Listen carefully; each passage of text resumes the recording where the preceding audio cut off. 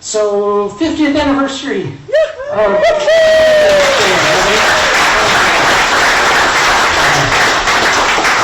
Yes.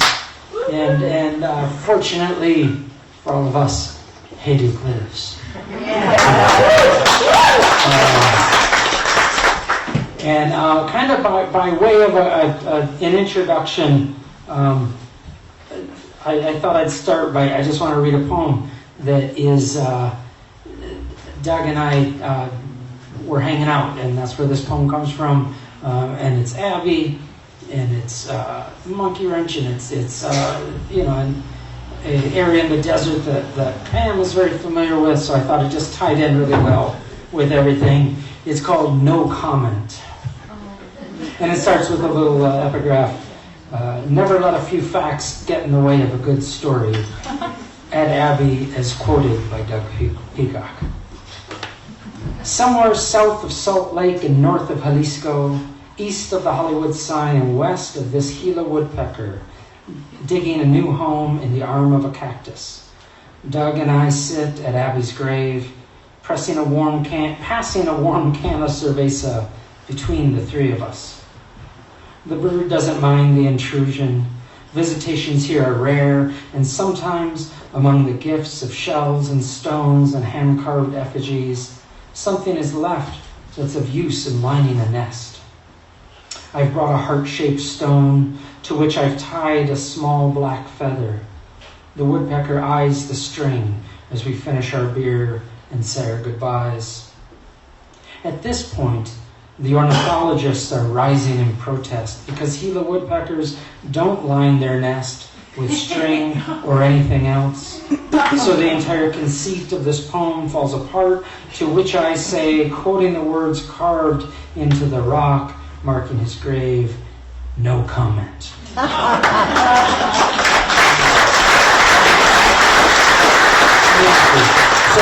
So tonight we're celebrating the 50th anniversary of Monkey Wrench Gang with this new edition that Doug has written a new introduction for, and also the new anthology from Cutthroat, a journal of the arts, called Taking Liberties. And we have Pam Uschuk here, who is the editor of that fine journal, and her husband William Pitt-Root, was hoping to be here but is unable to, but we lucked out and we have Brad Orsted filling in.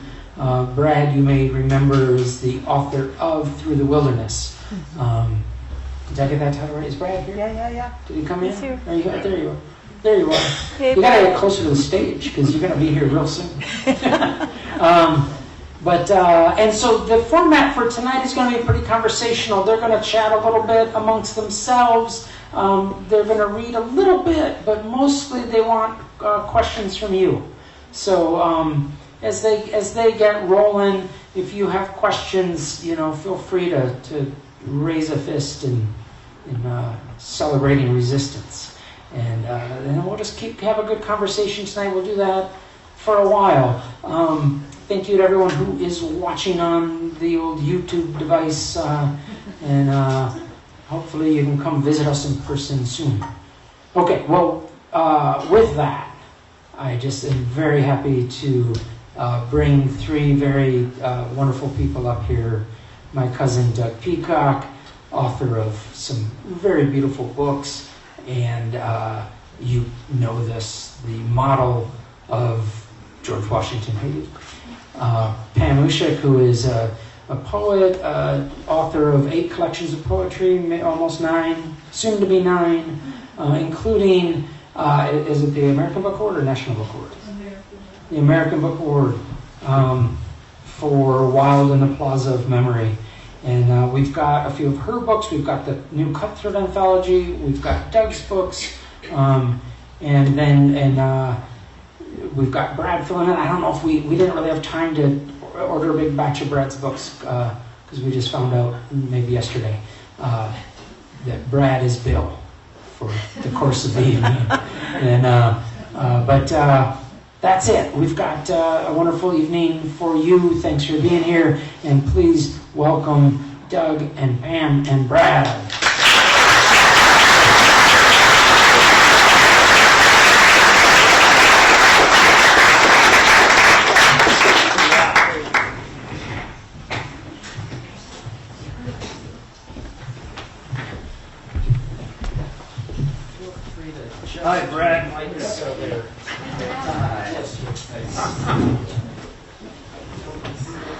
Hey. Good to see you, buddy.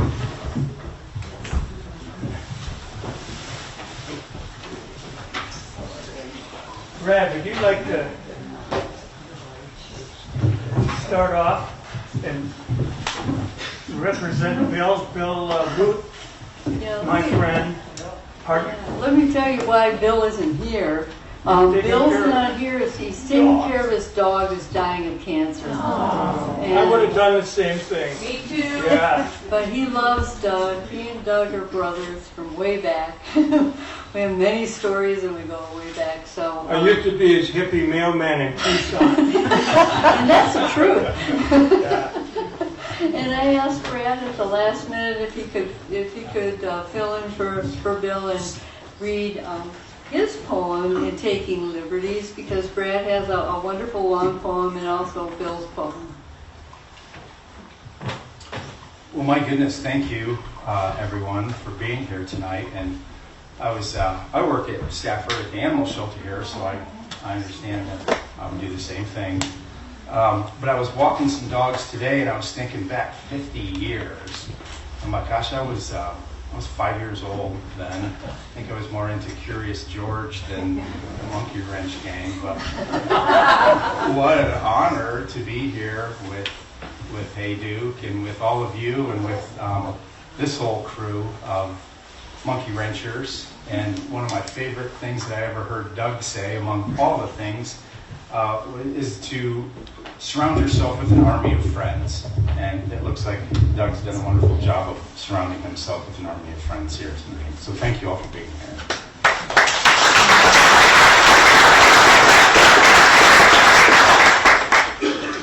Did you guys want to read first, or do you want me to read something? Yeah. Well, I asked Doug before we start. First of all, I wanted to show you my T-shirt. I know this is a weird way to start a reading, but this T-shirt I got in, I think it was 1981 or 82, in Tucson, Arizona, when Earth First was raising money. And we were down on 4th Avenue, and Earth First invited some poets to come down and read. And I was very young and had my very first chapbook out and sold them all out and gave the money to Earth First. And they gave me this cool T-shirt. Wow. As you can see, if you can see, it's got a monkey wrench in it. And it's the Warrior Poets Society. So I believe during that evening that Doug was there, and we were both a lot younger then. I know that Foreman was there, and I don't know whether Ed Abbey was there, but probably, because it was a big deal. It was really fun, and anyway, I got this cool T-shirt, so I wanted to show you that. I kept it all these years. That's because, amazing. Yeah. I know, I hardly ever, it's like a relic, right? So I put it in a little box. No, I don't. I wanted to start this reading out tonight, or this talk, with a poem for Doug and Andrea, because Doug and Andrea just have meant so much in my life for a very, very long time. And Elk River Writers put out this wonderful book called Voices Elevated. And in it, there's a poem for Doug and Andrea. And strangely enough, it's called Grizzly Bear Invocation. I don't know why I would pick grizzly. Paws as big as burden baskets, Grizzly holds her skull, rocking in a field of sunrise, the color of her eyes, ignoring digital camera and iPhone clicks from asphalt below her meadow perch. She might be the last Ursine mother in Montana, or Yellowstone River's memory of wild, traded for oil bursting a pipe under contaminated ice. Does she know Congress plans her demise? In spring snow, blowing ravens from firs, Grizzly rocks to thunder, tight as skin rounding her starving belly, rocks to underwater tides of the largest freshwater aquifer stretching from Canada to Mexico. Through winter sleep, she heard rumors of riot-geared thugs hired to murder water protectors who share her history. She heard the scratch of Mont Blanc pens setting loose trophy hunters to shoot cubs in dens. She rocks, she rocks, she rocks, while her twins sniff the mud-gloried world they were born to while she slept. On two legs like ours, she surveys rotting river ice, stripped rib cage of an elk ghosting the shore, just what she needs. In penthouses slathered by gold paint, slick corporate suits line up to mock the elegance of white-coned pines, shoot down the justice of crows, executing mafia-style clean air and water laws, her rare solitary kind. Over the far slope, Grizzly vanishes with her cubs, three shadows caught on video clips, swaying past slag piles, smoking with greed. Grizzly on the path of medicine plants and trees. Beyond rifle scopes, Grizzly sniffs river curve, learns the conjure power of birds. Thank you, Doug.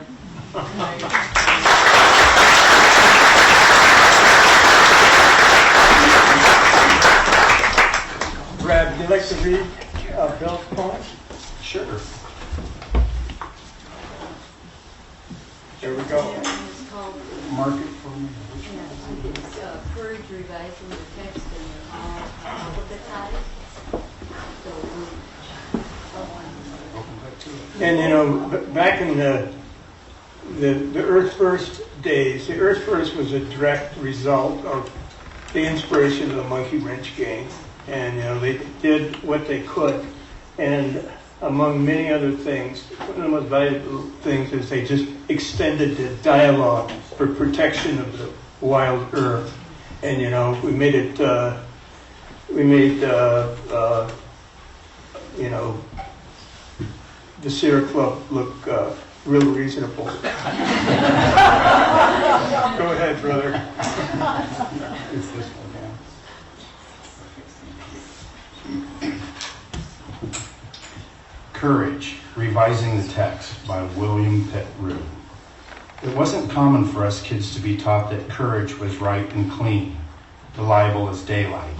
Maybe it wore a cape no shame could stain. Maybe it faced danger with a bulletproof grin, or wielded a bigger gun than the other guys, eyes clear as the thoughtless sky. And only losers, hunched in the ash heaps, smoldering and rank, fingering the octaves of their losses in tatters of regret at twilight. And so by the time we sprouted beards or breasts, and at the hour not on our childhood clocks, nuzzled the one with the other a time or two, we knew ourselves for the cowards we were becoming, and geared for a long haul cobbled with boulders and loss and pebbles of minor compensation, no longer searching our mirrors for heroes. But years require revision in the heart's first text. Now don't they? So we can recast the characters and plot not as we imagine them, but as they come to be. Just now I think of Smilovic, the Croat cellist, refugee among refugees in a cave above Sarajevo, bumming smokes and brandy shamelessly all afternoon from his NPR interview, and how at twilight, seated among dozens of strangers, he shifts, taking up his bow to perform in that darkness which history and fear, how his sweetly drawn music manifests an order resonant with beauty, yes, but nuance too, with memories barbed by hope and all the anguish of an audience geared hard by survival now, scarred by murder, rape, and the forced witness of degradation no heart withstands unbroken. As I listen, I am hushed by the hard news of this one's fate, by the image of him sitting on the heaped ashes of a library, playing at first alone and for himself, so that the enemy would know the spirit of a people lives and is not silenced, not by flame, bomb, bullet, or brutality that seems to know no end. Alone he sat there calling forth music, and the crowd that gathered listened as he played until at last they sang, giving ash and silence a new name that cannot be translated without flame.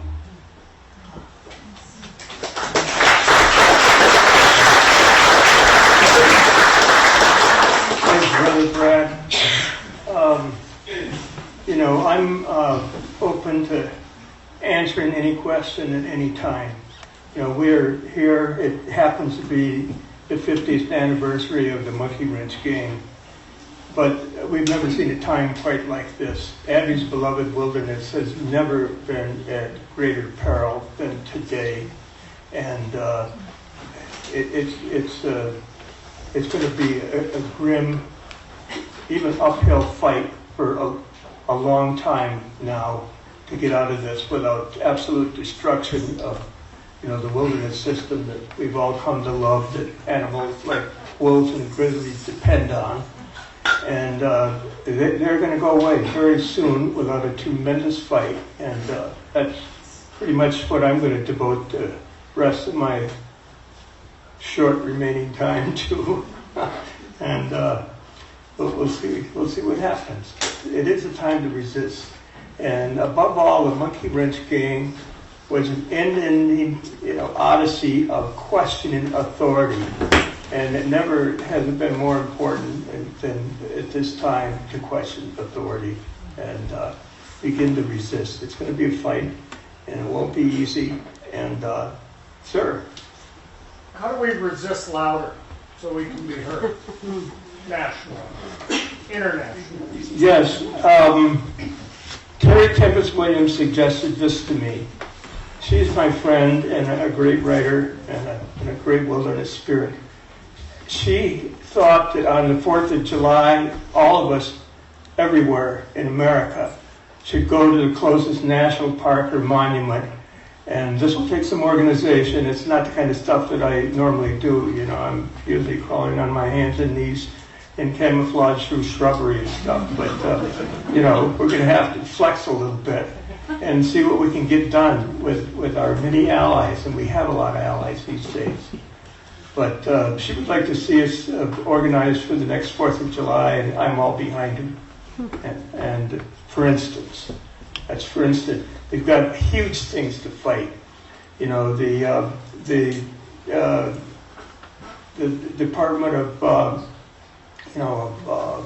Fish and Wildlife wants to redefine, the term harm in the Endangered Species Act to exclude habitat protections. That means, you can fight for the grizzly bear, but you can't protect its habitat. It doesn't have a chance about its habitat. And, that's coming up. That'll come up as soon as that guy, learns how to read and write good enough to issue the order.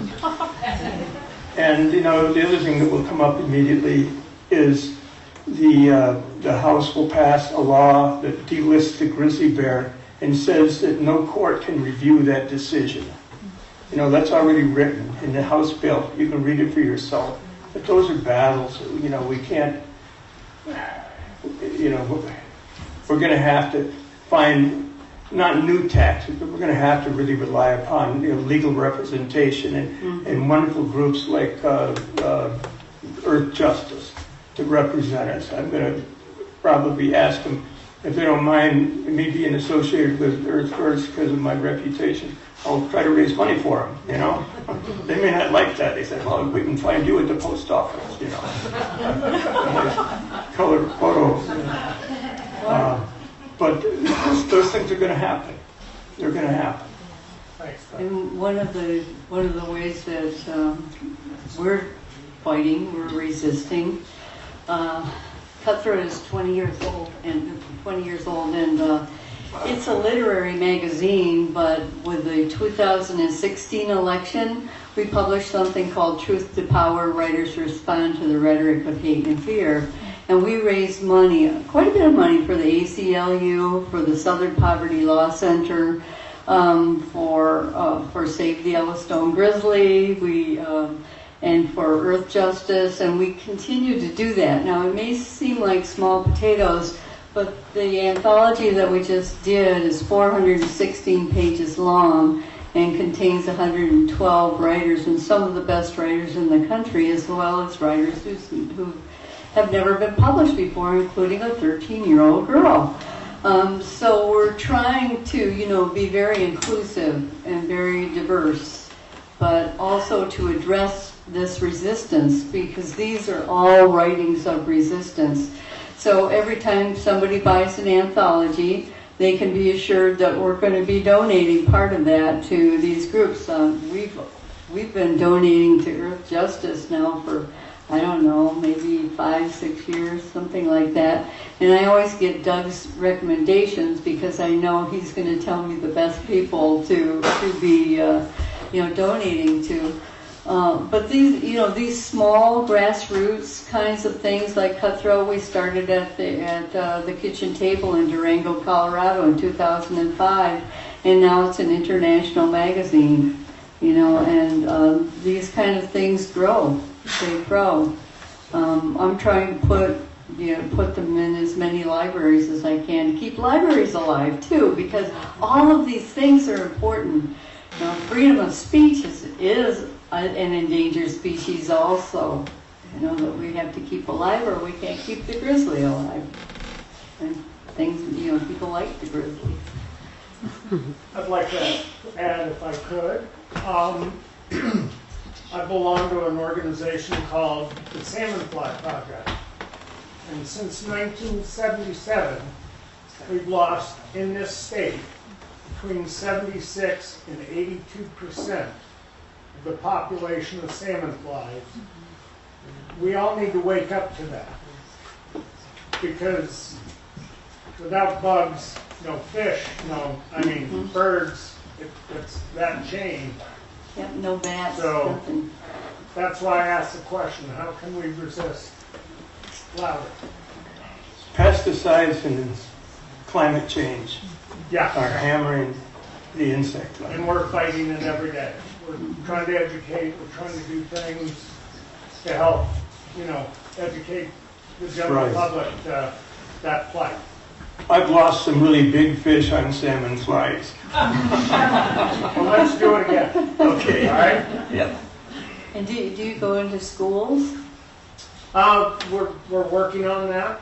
Right now, we're doing a collaborative with a fly company on an educational fly box to identify insects in the river, to educate the general angler to the importance. Right now, it's kind of, a pink grasshopper. We have 1% chance in our lifetime to see a pink grasshopper. But that's what we sell in the shop every day, and it's how do we educate out of that? I hate to say it, but I caught a fish on a pink grasshopper. Just got a peer pressure. We won't tell anybody. Thank you. Yeah, some of you must be teachers, and I know it's really frustrating right now to be in schools and to be hamstrung by the rules that they're putting in for education. We're lucky at the times that we've been writing in our lifetime just to be able to dissent.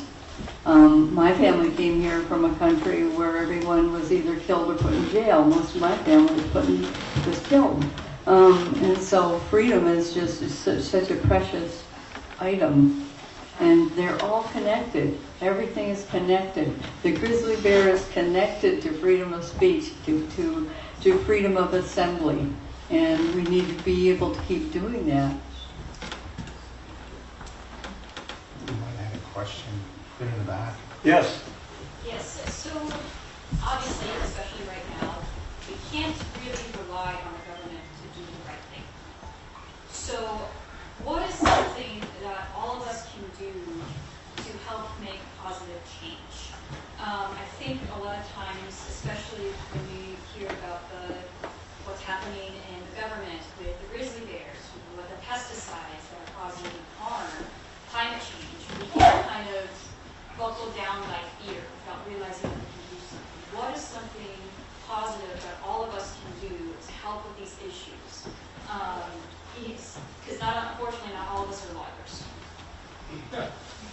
You know, I don't know about this. This may be a really wild idea, but I think teenagers have the right idea being on TikTok. So why not environmentalists go on TikTok? And I'm serious. If we want to be louder, climate change, I mean, the tipping point's been reached. We need to act now, not yesterday. And TikTok gets to millions of people. If you're young and you're environmentally aware, get on TikTok. Start talking to your friends. You know, this is how revolutions start. With young people who are, you know, it's your future. It's your future that we're talking about. Maybe crazy, but it's worth a try. And this absolute war on the fight against climate change is going to have consequences. And, you know, we are reaching those tipping points, and I think we've passed them. I'm not sure the Amazon can turn around with its forest destruction. And, you know, we're going to reach a temperature by the end of the century that's close to 3 degrees centigrade above baseline. No human being in the last 300,000 years, and that's our existence on Earth, has experienced such a temperature. And, you know, so it's playing Russian roulette with human extinction. You know, we've never been there before. We don't know what it means. It's Russian roulette. And, you know, the fact that this administration is dismantling all, you know, the battle against climate change doesn't mean it's going to go anywhere. It's, we ignore it at our complete risk and the risk of children. Young people have got the most to lose of all, and, you know, they deserve to be mad as hell, and we should support them in all their efforts. In this state, they've done a really great job of fighting climate change because they know that represents their immediate future. And, you know, they're worth supporting in every way. I agree. I mean, this book at Abbey, Desert Solitaire, changed the fabric of American literature, and also made us aware that of the preciousness of our land, if we didn't know it already. And those of us who already did, it gave us a home and a base to start from. I mean, Cutthroat, you know, is one of the inheritors of the Monkey Wrench gang. We did an issue called Through the Ash New Leaves. It was all environmental writing. It was all eco writing. You know, it's very important. My new book of poems is coming out. Is almost all exclusively eco poetry. But I'm grateful. I am absolutely grateful for this book, and I'm absolutely grateful for Earth First, because these people were bold. They stepped out. They stepped up to the plate in a huge way and risked their lives and their freedom in order to save this beautiful planet that we live in. So I think that, you know, that these things, this little seed here, is so important to celebrate. And I want to personally thank Ed Abbey and Hey Duke, even though Hey Duke, as you said, was a dolt, not like you at all. Oh, I want Doug to read some of the introduction that he wrote to this book, because I was reading it this afternoon. The backstory to this book is absolutely fascinating. So, Doug, do you think you could read a couple of paragraphs from that? introduction? It might be a little stiff and it's lowbrow, but so am I. So the introduction is just kind of a background of how I met Ed Abbey. And I'll just read a little bit and tell a little bit.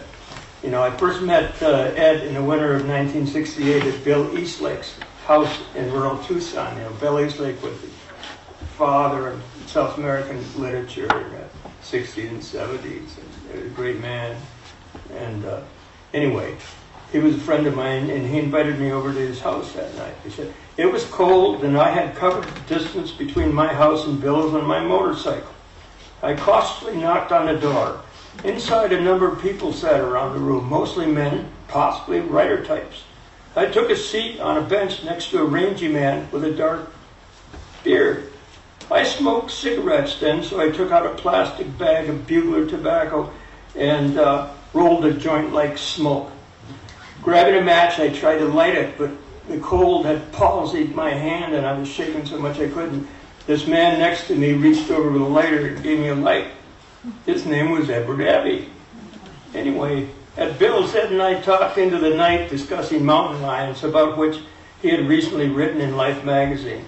Ed worked as a seasonal ranger for Organ Pipe Cactus National Monument down in the southwest corner of Arizona. He said, come on over and visit. So I did, hauling with me a bottle of whiskey and a six-pack of Mexican beer, which is how you visited new friends in those days. Ed had previously knocked on the door of Bill Eastlake's remote ranch in Cuba, New Mexico, apprehensively clutching a bottle of cheap gin. Okay. Ed bunked in a Park Service Quonset down by Mexico. And we sat and talked and drank late into the night, very late for a working man. And he directed me to a couple of springs and Organ Pipe. But he also commented that Organ Pipe National Monument, though a lush and diverse desert habitat, was relatively tame when it compared to the adjacent Cabeza Prieta National Wildlife Refuge to the west, a land of wild and empty valleys, no roads or people, where Abbey and I would take our final trip 20 years later. Starting about 1969, I would see Ed regularly at Bill's. I was still reeling from my years in Vietnam. At 27, I had no roadmap for re-entering society or impulse for reform. Though estranged from my own kind, I wasn't lost. I had glimpsed those wild landscapes up in Grizzly Country, up in Glacier Yellowstone, and also down in that empty desert down south. That's where I would fight the authentic war, an oxymoron and common fantasy of weary warriors. Ed had already found his in those slick rock canyons. This man, Abbey, had a deep fervor and humorous passion for defending the wild wilderness that I found attractive. I believe that Abbey considered himself always a writer first. He was constantly scribbling stuff in his pocket notebook, stealing other people's best jokes. But by the early 70s, it was clear he was working on something. I didn't ask directly, but he started dropping hints. Conversely, former Sergeant Peacock was a bit deranged in 1970, still looking for a noble war, and I seriously considered going back to Vietnam as a journalist. And I spoke Vietnamese in Vietnam, enough to hold a sick call, where I sometimes see 100 people a day. However, I needed to learn to write it, so I had to get a graduate fellowship in intensive Vietnamese and go to the University of Hawaii. I had a free trip there, so it wasn't too bad, and I spent all my time watching fish and exploring waterfalls. I was a lousy student, but I learned how to read and write. But when I was there, I heard that Abby's wife, Judy, had died of leukemia. So I just wrote him a note saying, I was thinking of him. And he wrote back asking me to come up to Utah and we'd take a trip into the Escalante country. So as soon as I got back, I picked up Abbey in Kanab and we slid east Cottonwood Canyon, south of Protocomb Basin, a place of beauty amid an overgrazed wasteland of rabbit bush and juniper. We pulled off the rutted road onto a track leading to an old drilling site. The rig was gone, and the hole was deserted but not abandoned. A lot of stuff was lying around. The workers were coming back. Ed found a spanner, fit the wrench around the cap, and unscrewed it. We dropped a rock in the hole, then a chain, and some other stuff. We heard only wind sounds whistling. I found a pile of used up Dryman bill bits. They all went down the hole. Ed grinned. Should take them a while to drill through all that junk. We eventually found our way down through a dendrite of immaculate narrow canyons down to Glen Canyon's Lake Powell, a reservoir that the dam on the Colorado had created between Arizona and Utah. That night, around a small campfire, Abbey asked me if I knew anything about explosives. I said I had been field trained, I had been cross-trained in simple demolitions in the Special Forces, and had filled in for our demolition expert when he was wounded in Vietnam during the summer of 1967. I took his place for a while. Hearing the manner in which Abbey talked about Glen Canyon Dam, houseboats, explosives, I figured it would show up in the book he was writing, but I didn't know how, and I didn't ask. Ed could be sensitive to criticism of his work. Oh, yeah. A mutual friend had read an early manuscript of what would become the Monkey Wrench King and called it a piece of shit. That hurt Abbey, and I didn't want to join the league of unsolicited critics. Ed and I saw a lot of each other in the early 70s. We took a bunch of truck camping trips into the Cabeza Prieta, Dripping Springs Mountains, the Galleros, the Superstition Mountains, and the Superstition Wilderness. I snapped a photo of sitting on a rock, writing in his notebook. Later he asked me if he could use it on the back cover of the first edition of his new book. It's right there. Let's see, yeah. In 1972, the two of us split a full-time job. Is this mic working okay? Yeah. All right.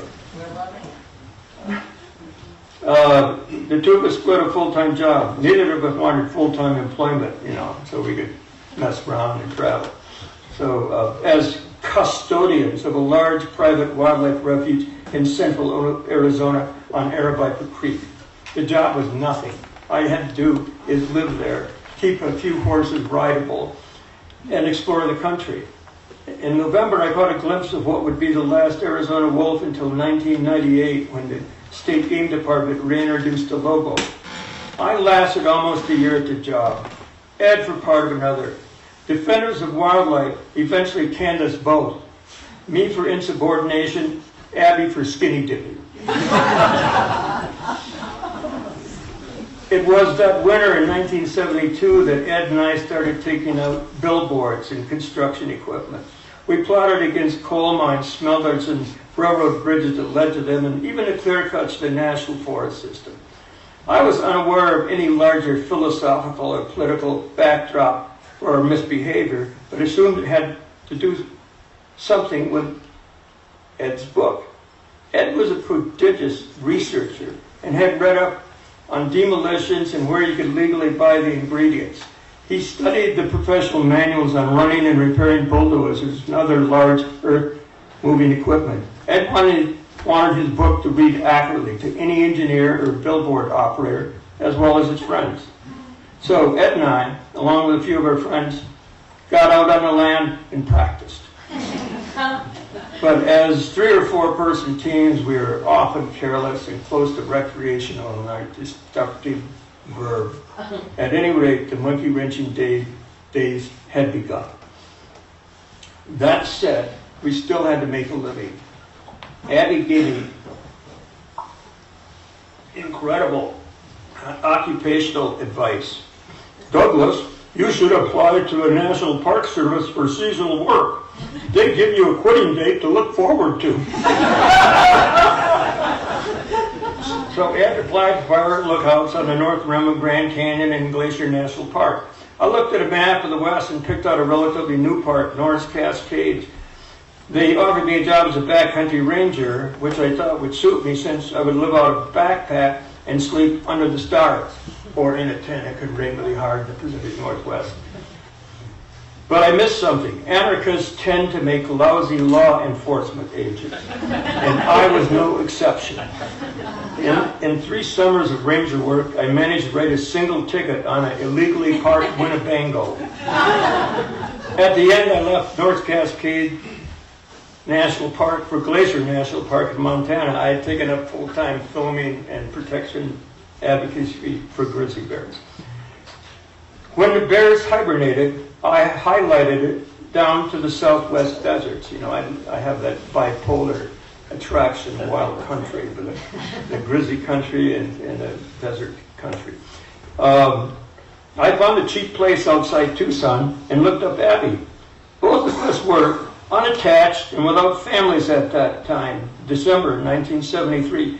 By Christmas Eve, not all flattering in here, we found ourselves at a topless bar and tried to drown our snivels with cheap whiskey. Thinking it less piteous, we bolted for my pickup, loaded up with beer and camping gear, and took off into the deep night heading due west. Anyway, we're heading out across the what was called the Papago Reservation then, you know, a lonely highway that led into the desert country of Arizona's far west. There was none out there. And, you know, it was, we were drinking beer the whole time, so it was about 140 miles of beer. Oh, here, I just lost my place. Yeah, not that many.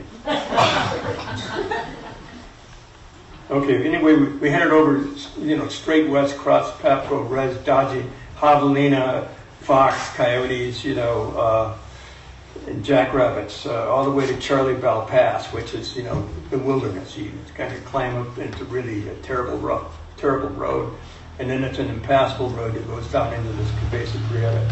The road down off the pass was terrible, and the Federal Fish and Wildlife Service had rightly closed it. My pickup was old and 2-wheel drive, but I had a high-lift jack in the back of the truck. We'd been drinking beer for most of the last 100 miles and had enough liquid courage to brave the steep route down. Only about 300 feet down the treacherous bedrock jeep trail, I centered the pickup, got stuck, the wheels spinning in the area. We jacked up the ass into the truck and rocked it down the slope, regaining traction. We repeated this drill 3 times more before we reached the desert floor and level ground. So, you know, we're out in the middle of this no place in the middle of the night, and we just keep driving. I mean, the topography is simple. The roads, you know, you get stuck. Every time you cross a wash, you get stuck in that bush and dig yourself out. But anyway, we drove on until about morning, and finally got stuck and just threw our sleeping bags out and crashed in a rabbit bush. And we continued down around, and this is empty country. There's not a soul in it, and you know there's not even tire tracks. And we finally followed an old track to a place called Eagle Tank in the Sierra Pinta Range, which is close to Mexico. Nobody here probably knows much about it, but you know, it has a water hole there. That's and the Indians used to use it. So we decided to camp there and explore for a few days. So you know, Ed had bought a bunch of Army surplus for this trip, including and also for his book that he's researching. He bought a big camouflage tarp, which we threw over my pickup, you know, which we kind of hiding from the military did flights over this area, and we didn't want anybody to know we were there because we hadn't asked permission to be there, you know. Anyway, we rigged up a tarp and built an ironwood fire blow up where we squatted out of the rain. That's very rare. It rained and hailed on us. It's almost unknown in that lower Sonoran country. We talked. Ed shared his ideas and the details of the project, the Monkey Wrench Gang, which he was writing. And I finally knew what he was up to. I also had in the back of my truck a small field library, including an early copy of Special Operations Military Manual on Improvised Munitions. which I had liberated from the army. It had simple recipes for napalm, thermite, and other homemade explosives, and you could buy the ingredients at hardware and drugstores. I dug it out and gave it to Abbey. I like improvised munitions. Eagle Tank was wild, empty country, and there probably wasn't another human for 50 miles. We got out our packs and started walking north towards Sunday Pass. At the foot of Sunday Pass, we walked by an ancient bighorn sheep's skull, the corrugated skull unraveling with time. Just then we both looked up. From far away, we could hear the thunk, thunk, thunk of a Chinook helicopter flying over our camp and coming straight for us about a mile away. It was probably just running a routine drill, but we had failed to get a military permit to be out here and didn't want to explain. Luckily, the chapter hadn't seen our vehicles. The camouflage had worked. Both Ed and I immediately jumped off the summit and down into a wash underneath Palo Verde trees. We turned our faces away. You know, they can see the white of your face is pretty easy. We turned our faces away as the Chinook passed over and disappeared into the far valleys. We were both breathing heavily. Ed put his hand on my shoulder and said, "You're shaking, Douglas." "I guess I still take this shit seriously," I mumbled. "Those fuckers buzz in the wilderness just like the choppers they used to hose down on me in Vietnam." "What helicopter was that?" Abbey asked. "It was just one of our choppers, you know. Those flyboys up there don't care who they spread their bullets down on. It's just something to shoot at. Water buffalo, mountain yard babies, Green Beret medics, all the same."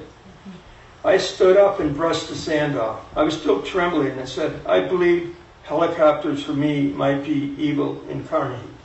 In Nam they dealt death from the sky while answering to no one. The worst place for me to see them is in the wilderness. I'm a little crazy on this one, but I think I'd like to shoot them down." We returned to camp and built a fire. I had recovered somewhat what I would later recognize as one of my flashbacks, but I was still shaken.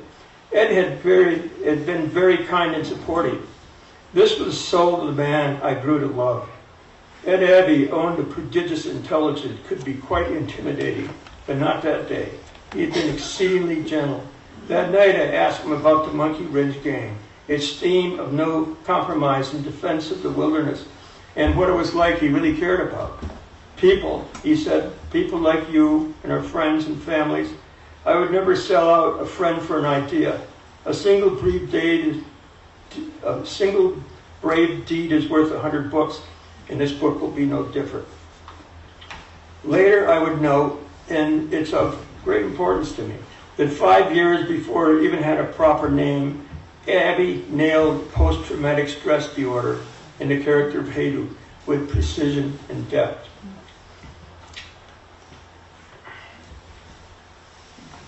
Okay, so to read a little bit more, is that okay?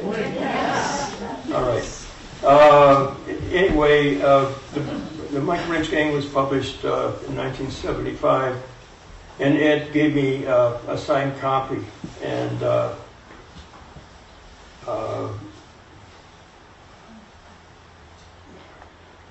but at the end of that year, 1975, at the end of that year, though, Ed and I squabbled. Hayduke was in a lowbrow manner famous. Hayduke lives was scribbled on bathroom walls of saloons throughout the American West. But George Washington Hayduke was also a dolt. The publisher's legal stash had Abbey write me an embarrassing letter saying to take only the good parts of Hayduke and forget the other, etc., etc. That sort of litigious, spit-dribbling disclaimer. Anyway, that winter we were both in Moab, Utah, and we hiked upstream on Mill Creek to a junction where a boulder with petroglyphs lay, displaying a crude map of the drainage. Upon that rock, we burned a letter and never spoke of the origins of G.W. Hayduke again. Looking back, Abbey probably did me a favor in creating a caricature of myself whose dim psyche I could penetrate when my own seemed off limits. Ed painted the ex-Green Beret Hayduke with precise brush strokes as caught in an emotional backwater eddy out of whose currents I wanted to swim. The only thing worse than reading your own press was becoming someone else's fiction. That road never quite ended, except as they all do. Ed Abbey died the morning of March 14, 1989. My medical started at midnight, so I was with him. He died of complications of pancreatitis. He died as brave a death as I've attended. Since the medical profession misdiagnosed his condition for years, it wasn't easy. The complication was portal hypertension. Midday, 3 good friends and I packed him with dry ice, tucked him in a sleeping bag, and stuffed him in the back of a pickup. We drove west, deep into the Cabeza Prieta. The last time Ed Abbey smiled was when I told him where he was going to be buried. The next day, we all took turns digging the grave, lying down in the hole to check out the view, and then planting Ed in his legal home according to his last wishes. Now, that's a place I still I visit. However, actually, I'm going to read you the longer version just because I'm not quite done. Because it mentions a friend from here.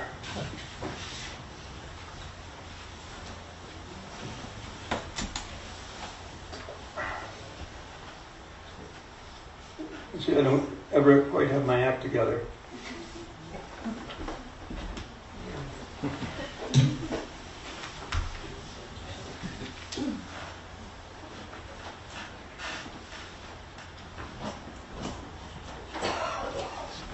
Oh, okay, here's Ed's grave is still there. I check on it most every year. It's intentionally not easy to find. Since I regard the place as a spiritual site, I don't go there often, and then usually to leave offerings like effigies of bears or clamshells. Some years I visit on March 16th, my Day of the Dead, the anniversary of the My Lai massacre in Vietnam, and where I flew over on my last day in Vietnam when it was happening. I didn't know that till a year later when I saw the pictures. It changed my life. Anyway, it's my Day of the Dead because it was the anniversary of the My Lai massacre, and also the day in 1989 when 3 friends and I buried Ed Abbey. One such year I traveled alone and came bearing gifts, a bottle of mezcal and a bowl of pozole verde I had made myself. I sat quietly on the black volcanic rocks, listening to the desert silence, pouring mezcal over the grave and down my throat until the moon came up. Suddenly, I heard a commotion to the south, the roar of basaltic screed thundering down the slope opposite me. Big rocks were falling down. And, I couldn't see anything, but I knew what it was. A large solitary animal was heading my way. I got the hell out of there. 2 days later, I told my story of the desert bighorn ram that I heard but never saw to my poet friend, Jim Harrison. Well, dog, Jim said, maybe it was old Ed.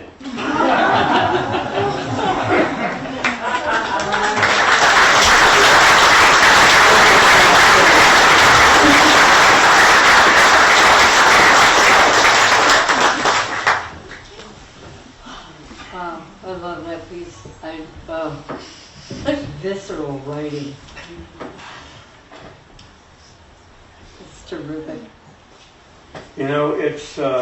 It's really timely that book has come to us now. It's perfect for now. Yeah. We need it now. We need it. The wilderness has never been in more peril. And defense of the American wilderness was really the one thing that drew Ed and I together for 20 years. For Ed, it was the only thing worth saving. And I've pretty much followed the same path for the last 50 years. Let me see if there's anything else in here.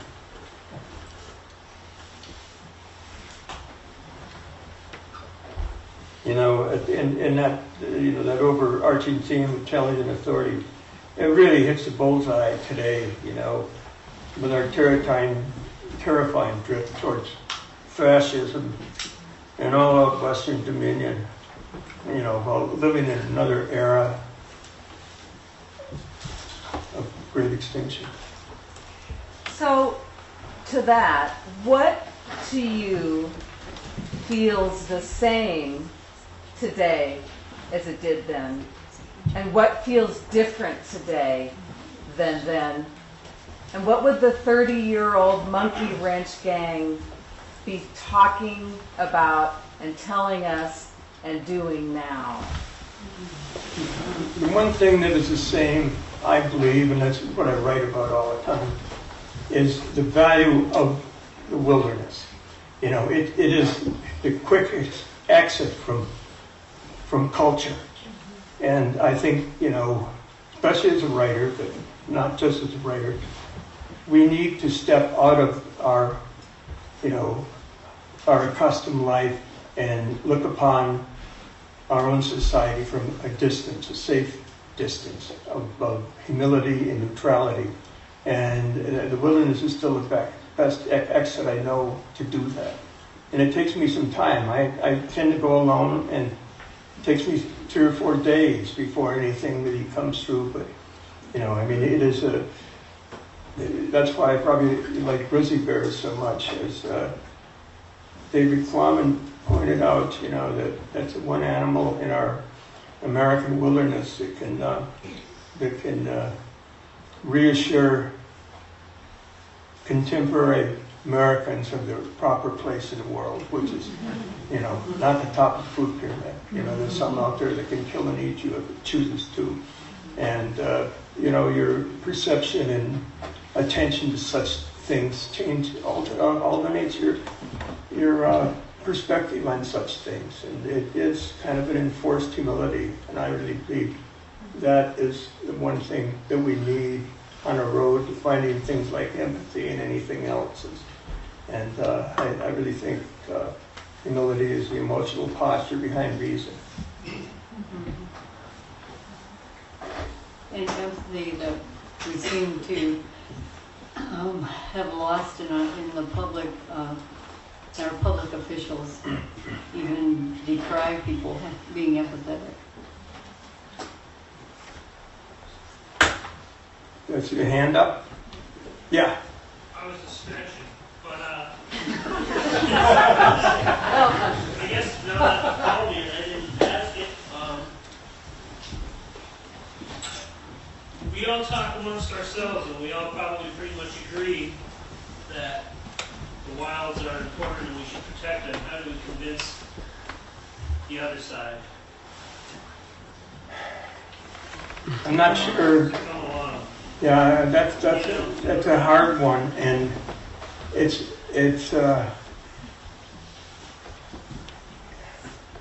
really all right if the people that care do all the work, and the other side, as it were, as long as they're not actively destroying that, it doesn't have to be a one-on-one battle, but that work still needs to be done, and right now I don't think we're doing it very well. And I'm looking at myself all the time. It's what the hell else can I do? And I'm thinking about it and trying to do it. But we need to come together in the next finite time. I'm speaking months, not years, for sure. And I'm a geezer now, and I'm going to need tons of help. And that's what I'm going to try to do is use what time I've got left to write about these things, to talk about them, and get out there and smell it from time to time. That's such a good question, because I remember when John McCain was a senator and he was going to vote for drilling in the Arctic National Wildlife Refuge until he went up there. And he took a trip up there, and there were senators who went with him, and it totally changed his mind. And I think somehow if we could just get them out of their suits to begin with, and out of their gold-lined houses, if they could just see, if they could just be in it. But I don't know how you do that. I do know it worked with John McCain. It was almost like he was born again, because he saw something that was so much huger than he is. And that's why we love wilderness, because it's bigger than we can ever be. We're just tiny. We're just a speck and just part of it. We're all part of it. But how do you get them out there? I don't know. Take your relatives out. I'm not sure it's worth wasting our time and energy on people who don't want to be with this. I think, doing the work is more important than trying to convince people that climate change is real, for instance. I think we're past that. Sir. Yeah, we've been talking for 50 years about protecting wilderness and doing a great job most of the time against great odds. And you were mentioning, Doug and others were mentioning that climate change is the thing that's the big deal right now. And I would say that it's not enough to just defend wilderness anymore. We have to defend the damn planet. Absolutely. And I would go on to say that science has made a pretty unassailable argument that the reason we're facing climate change and the end of the planet and the end of life as we know it on this planet is because of fossil fuels. I would ask everyone to consider, if you want to do something, if you feel like you have to have some kind of action to do something, try to get the hell off of fossil fuels. Stop using cars so much. Stop flying around so much. Stop using plastic so much. We're all so addicted to it, and we're causing our own demise. And I think it's an incredible challenge if we're really serious about adapting and trying to address this real problem. We need to actually do something like get off of fossil fuels. It's the hardest thing to do, and it's the thing that's causing the biggest problems. Truly. Ma'am? Nice. So we were passing through town. We're heading back to the Seattle area. We visited our son outside of Boulder and our niece in Sheridan. And we were really thrilled to see this event. And we just had dinner quick and came and joined you. And I'm going to suggest an answer to a couple of questions that have come up of what can each one of us do. Something really small. I love the idea of TikTok. I'm not going to do that. But it's a great idea. But we can all talk to 3 to 5 people about tonight. We can talk about this amazing community that's here. And I'll tell you that folks I know who are working very hard in the Seattle area to resist. We all stereotype and we all kind of put people in buckets. And I think that a lot of folks in Washington State think this kind of thing does not happen in Montana. And so the notion that you all and we all are here tonight is an immense amount of hope. And to talk about it. And just talk about what brought you here tonight, why you came, and just get the conversation started. Because it's going to start, it's going to necessarily have to be one person at a time. Because I think that the era, like you say, of John McCain was brilliant. I don't know if we're there now. If we see it in grow, great. But start talking to people about what you have experienced tonight, why you came, and see what happens. So thank you all for the warm-up we've had, because we've talked about it tonight. It's been great. But we do need to take action. We do. What gives me a little bit of heart, a little bit of hope, are all the people around the country, the resistances. Sometimes I see the resistance marchers of 10,000 people in Philadelphia or 10,000 people here, there, everywhere. Every week in Little Bayfield, Colorado, where I am, there's a march. And maybe there's 7 people, maybe there are 10 people, sometimes there are 15 people, sometimes there are 5 people, but they're out there and they care. It's not like there isn't. Actually, there is a huge base, but they're all spread out in little groups, in little pods, And so how do we organize? How do we organize that? that kind of energy. We spend the winters in Tucson. Last winter in Tucson, we started marching in front of the Tesla dealership that was right down the hill from where we live. The first march had 40 people. The second march had 80 people. The next march had 200 people. And it grew into 1,500 people every weekend, every Saturday in front of the Tesla company until the Tesla employees were afraid to go in the front gate. So they started using the rear gate. By the time I left Tucson in May, the Tesla dealership was for sale.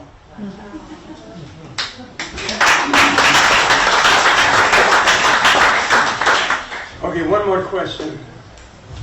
So I have a two-part question. I did want to respond real quickly. I think wilderness is essential as a buffer and as habitat if we want to keep biodiversity. But my question is, can you talk a little about the role of radicalism in the larger picture, and also how we're dealing now with extreme punishment for nonviolent action?